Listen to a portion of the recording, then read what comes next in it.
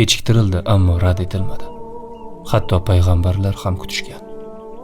Yusuf alayhissalom quduqda, Ibrohim alayhissalom olovda, Ayub alayhissalom shifo topishni, Yunus alayhissalom kitda kutdilar.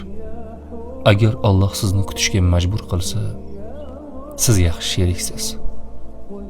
Alloh sizga buyuk narsani ko'rsatmoqchi bo'lgani uchun uni kechiktiradi. Sabr toqatingiz mo'jizangizni yanada chiroyli qiladi. Sinov oxirida sizni chiroyli narsalar kutmoqda. Tez orada siz tasavvur qilganingizdan ham ko'proq narsadan baraka topasiz. Agar Alloh sizni kuttirayotgan bo'lsa, so'raganingizdan ko'proq narsani olishga tayyor bo'ling.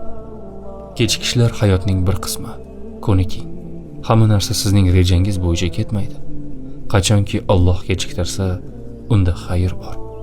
Siz buni hozir ko'ra olmasligingiz mumkin, lekin Alloh sizni nega kuttirganini ko'rsatadi. Shunday ekan, sabr qiling. Chunki tez orada go'zal ne'matlarni ko'rasiz.